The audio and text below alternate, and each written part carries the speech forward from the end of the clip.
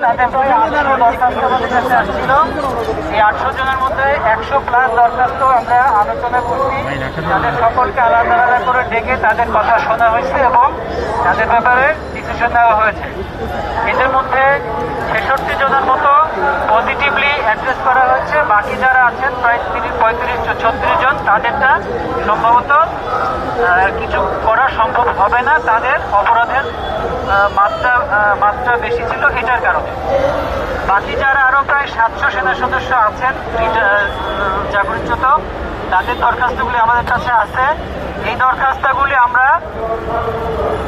Continue, আমরা কাজ চলছে অলরেডি। কালকে আবার একটা ভোট বসবে, এখানে 10-15 জনের ব্যাপারে ডিসিশন কথা বলা হবে। আমরা আগামী যত তাড়াতাড়ি পারা যায় সকলকে ইন্ডিভিজুয়ালি আলাদা আলাদাভাবে সেনা সদরে ডেকে আমরা তাদের কাহিনীগুলো শুনে, তাদের কষ্টের কথাগুলো শুনে তাদেরকে অপরাধের মাত্রা অনুযায়ী চেষ্টা করা হবে তাদেরকে ন্যায় বিচার হোক বা অনুকম্পা হোক সেটা দিতে। তবে এখানে আপনারাও আরেকটু কাইন্ডলি খেয়াল রাখতে হবে যে সেনাবাহিনী ডিসিপ্লিন কথাটা সেনাবাহিনীর একটা অপরিহার্য অনুষঙ্গ। সুতরাং খুব ছোটোখাটো কারণে যারা গেছেন, বাড়ি গেছেন, তাদেরকে হয়তো আমরা সময়ের ব্যবধানে মাফ করতে পারবো। বাট যারা বড়সড় কোনো কারণে গেছেন তাদেরটা তো হয়তো মাফ করা যাবে না, এটা আপনাদের মাথায় রাখতে হবে। আর যারা ইন্ডিভিজুয়ালি আসছেন ওকে, আর যারা নতুন করে অ্যাপ্লিকেশন করতে হবে, যারা অলরেডি অ্যাপ্লিকেশন করে ফেলছেন তাদের নতুন করে দরকার নাই। যারা এখনো অ্যাপ্লিকেশন করেন নাই তারা ব্যক্তিগতভাবে আলাদা আলাদাভাবে সাদা কাগজে নিজের দরখাস্ত করে আমাদের কাছে পাঠাবেন।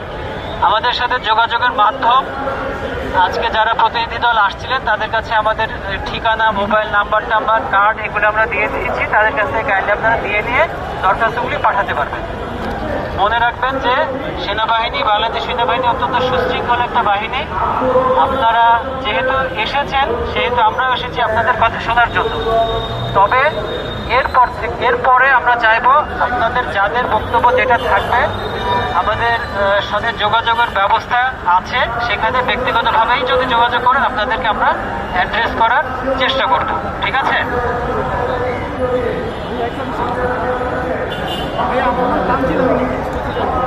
আর নাইবুল যিনি আছেন আপনাদের ফ্যামিলি, তার ফ্যামিলি এখানে আছে, তাকে যেহেতু একটা পুলিশ কেস বা কিছু একটা তাকে পুলিশ অ্যারেস্ট করেছে।